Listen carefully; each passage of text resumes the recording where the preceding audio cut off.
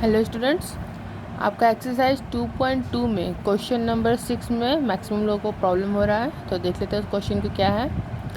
Question है आपका, बिल्लू के पास 1 रुपये, 2 रुपये एवं 5 के कुल 160 सिक्के हैं, यानी कॉइन्स है उसके पास जिसमें 1, 2 और 5 के सिक्के हैं, जिनका कुल मूल्य 300 रुपये है। यहाँ पे नंबर ऑफ कॉइन्स बोला जा रहा है और यहाँ पर टोटल अमाउंट बोला जा रहा है कि कितना रुपया उसके पास है, और आपको बताना है कि कौन से मतलब 5 के कितने सिक्के हैं, 2 के कितने सिक्के हैं, 1 के कितने सिक्के हैं, वो आपको बताया गया है। और ये बताने के लिए आपको थोड़ा सा हेल्प दिया गया है, एक स्टेटमेंट दिया गया है। वो क्या है, यदि 2 रुपये के सिक्के की संख्या 5 रुपये के सिक्के की संख्या से 3 गुनी है, तिगुनी यानी 3 गुना, यानी 2 रुपये के सिक्के की संख्या 5 रुपये के सिक्के की संख्या के 3 गुना, यानी 5 का जितना भी सिक्का है उसका अगर 3 गुना करेंगे तो उतना 2 का सिक्का है। ठीक है, बस इतने ही आपको इन्फॉर्मेशन दिया है।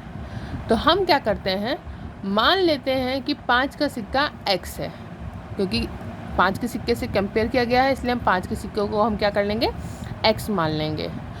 तो 2 के कितने सिक्के होंगे, 3 गुना बोला गया ना, जितना भी 5 का रहेगा उसका 3 गुना 2 का सिक्का रहेगा। तो 2 का सिक्का कितना रहेगा, 3x। अब आपको ऊपर टोटल काउंटिंग बोला गया था कि पूरे 160 सिक्के हैं।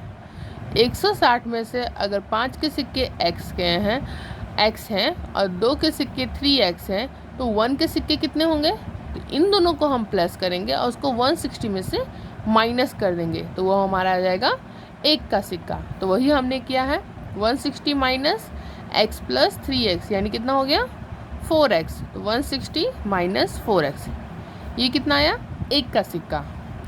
अब यहाँ पे हमें काउंटिंग मालूम चल गया है कि 1 का सिक्का x के रूप में ही, रियल नंबर नहीं मालूम चला लेकिन x के रूप में ही, कि 5 का सिक्का x है, 2 का सिक्का 3x है और 1 का सिक्का 160 माइनस 4x है। ठीक है, ये काउंटिंग हो गई। प्लस आपको बोला गया है कि टोटल सिक्के मिला के कितने रुपये हो रहे हैं, 300। तो इसका इक्वेशन कैसा बनेगा, जिससे 5 रुपये के कितने सिक्के थे, 5, तो कितने रुपये होंगे। अब आप मान लीजिए आपको जो कैलकुलेशन करना हो कि 5 रुपये के 10 सिक्के हैं, ठीक है, तो आप क्या करते हो, कितना अमाउंट हुआ, तो 5 को 10 से क्या करते हो, गुना करते हो, तो 5 10 कितना हो गया, 50 रुपये।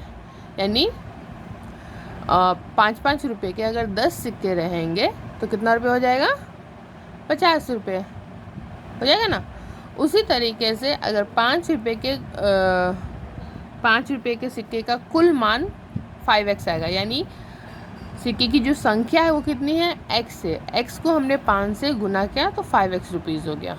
उसी तरीके से 2 रुपये के कितने सिक्के हैं, 3x है, तो 3x इंटू 2 किया तो 6x आएगा।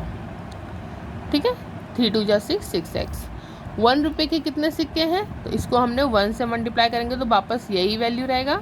इसमें हमने 5 इंटू x किया तो 5x आया। ओके, तो अब टोटल अमाउंट कितना है, तो जितने भी रुपये हो रहे हैं, 5 का सिक्के का हमने देख लिया कितना रुपया हो रहा है, 2 का देख लिया और 1 का भी देख लिया। इन तीनों को अगर हम प्लस करेंगे तो हमारा क्या बनता है कि तीनों का जो अमाउंट जो प्लस करेंगे तो हमारा अमाउंट कितना बनता है, 300।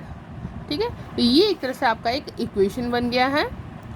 इस इक्वेशन को जब आप सॉल्व करेंगे तो आपको x का वैल्यू मालूम चलेगा और वो x का वैल्यू पुटअप करके आप निकाल सकते हैं कि कौन से सिक्के की संख्या कितनी है।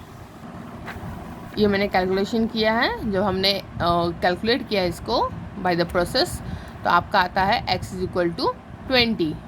ठीक है, अब जब 20 आया तो 5 रुपये के कुल सिक्के कितने थे, x थे, यानी 5 का कितना सिक्का हुआ, 20। 2 रुपये के कितने सिक्के थे, 3x, यानी 3 इंटू 20 60। उसके बाद 1 रुपये के कितने सिक्के थे, 160 माइनस 4x, तो इसको कैलकुलेट किया तो ये आया 80। ओके, तो टोटल आपके पास कितने हो गए, 5 रुपये के 20 सिक्के, 2 रुपये के 60 सिक्के और 1 रुपये के 80 सिक्के। ठीक है, तो ये आपका आंसर हो गया। Thank you.